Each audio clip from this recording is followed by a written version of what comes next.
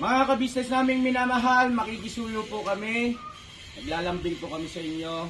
Kung maaari po sana ay pakisuportahan natin Analisa Reality Vlog. Analisa Reality Vlog. Hello mga kababayan, magandang buhay. Welcome po sa aking YouTube channel, Analisa Reality Vlog. So bedtime story po muna tayo. Magbibigay po ako ng aking reaction, sariling opinion po dito po sa naging upload ni Papa Dins about kay Jonathan. It's already 1 day ago na siya. So bago ako matulog, bigyan ko muna ito ng reaction kasi parang binubulong ng aking isipan kaya gagawin ko. So ano nga ba ang aking masasabi dito sa nangyari? Na ang ingay-ingay, grabe si Jonathan, no? So parang hindi na to maganda para sa akin ng mga kabisnes. Parang hindi na maganda yung nagiging gawin ni Jonathan na parang hindi niya na-appreciate yung ginagawa sa kanya ng kabisnes family, ng 3Ms, lahat, yung mga kagwangs. Parang parang sa tingin niya siguro parang sinasakal siya dyan, na hindi naman, na parang akala niya siguro parang nirerendahan siya. Kasi hindi siya sanay na maraming kasama, nasanay kasi siya na siya lang mag-isa, sila lang mag-ina, di ba? So, parang masakit sa loob yung ginagawa niyang ugali ni pinapakita sa mga kasamahan niya.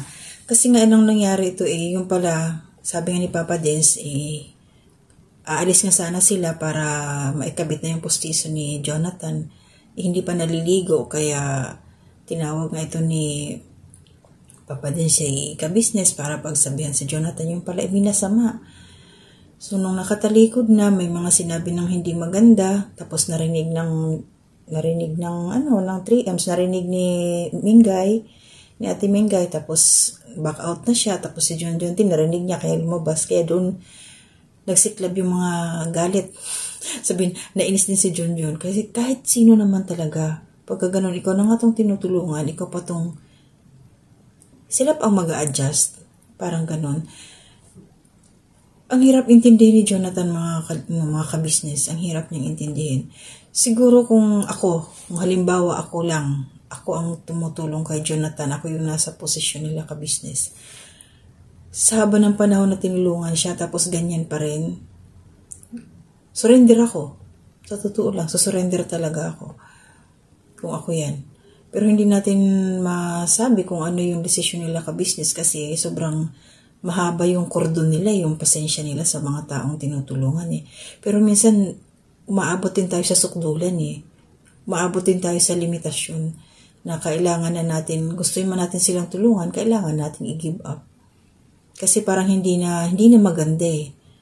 Parang nakaka-stress na talaga siya. Sa totoo lang, mga ka-business, nakaka-stress na. Pero kung kagaya ng sabi ko, kung halimbawa ako yun ang nasa posisyon nila ka-business, nila Mr. and Mrs. ka-business, yung lahat yan sa ka-business family. Pero syempre ang magdi-decide yun, magme-meeting yan, depende kung ano yung usapan nila. Pero kung ako talaga, isusurrender ko sila, pero para wala akong maging iisipin yung konsensya ba na pinabayaan ko sila, binitawan ko sila ng basta-basta, ganun na lang. Mas maganda kasi yan kung ako, ito-turn over ko talaga sila sa barangay. Bahala na yung sabihin sa barangay, kung ako yun, sabihin ko sa barangay na hindi ko na to kaya, kayo na yung bahala sa kanilang tumulong kung ano yung magagawa nyo para sa kanila. Kasi wala naman silang sariling bahay . O diba? So pag binitawan niya ng ka-business family, paano? Saan sila titira? Paano yung pagrerenta ng bahay? Kasi gusto nga ni Jonathan, mas masaya daw siya doon sa Kiko. Diba yung tinitirahan nila sa Kiko, sino ang nag-uupa doon? Diba sila sa ka-business din? Lahat.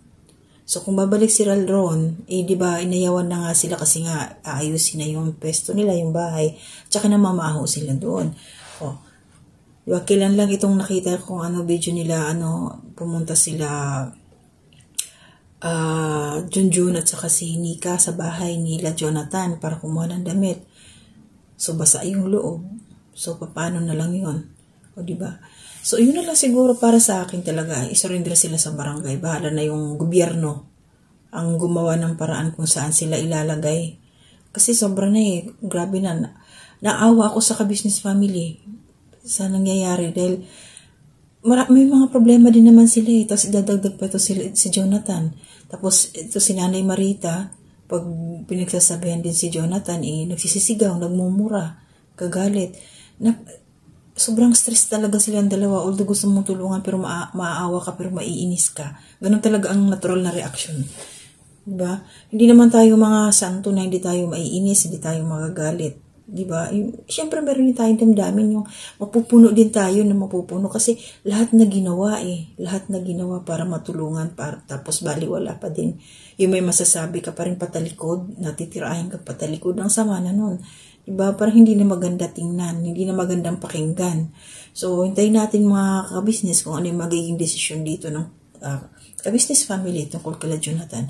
Pero kung ako talaga, surrender ko sila sa barangay para hindi ako makonsensya kung sakaling bibitawan ko man sila. Ganun talaga ang gagawin ko kung sakaling ako man ang nasa posisyon ng ka-business family. Yun lang talaga. Hindi tayo mga plastic na hindi tayo maiinis talaga. Hindi. Sobra na puno na Kumbaga, iba na yung mahirap masyadong ibinaba na nga natin yung ating pangunawa kay Jonathan. Tapos bababaan pa natin ano nang mangyayari. Sobra-sobra na. Hindi na maganda. Parang ito si Jonathan sobrang yung akala mo alam niya lahat. Kaya niya lahat.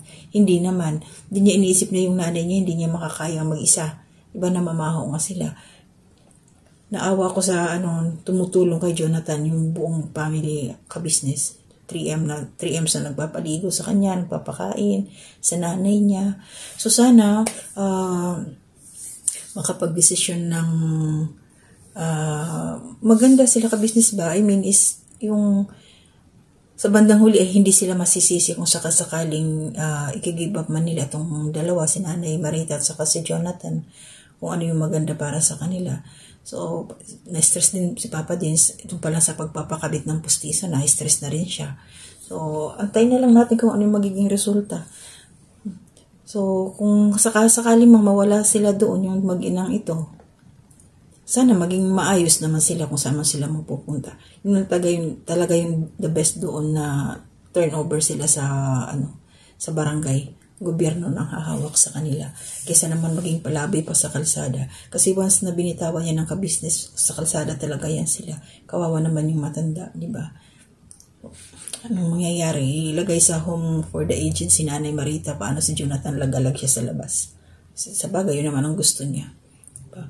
Wala mahirap tumulong sa mga taong ganyan. Mahirap talaga.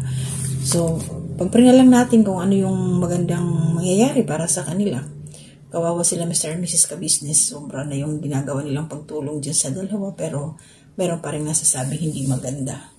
So, ayun. Maraming salamat mga ka-business. Pag-pray natin ang pamilyang to. Kasi meron din silang pinagdadaanan ngayon. So, lahat tayo may mga pinagdadaanan. So, tibay ng loob. Kapit tayo sa ating Panginoon.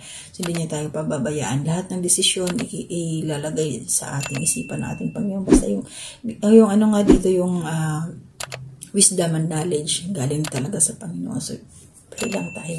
So, Merry Christmas po. Malapit na yung Pasko. Salamat po mga ka-business. Ingat po kayong lahat. Ako po ay matutulog na muna. Good night po at good morning sa Pilipinas. Salamat po. Bye-bye.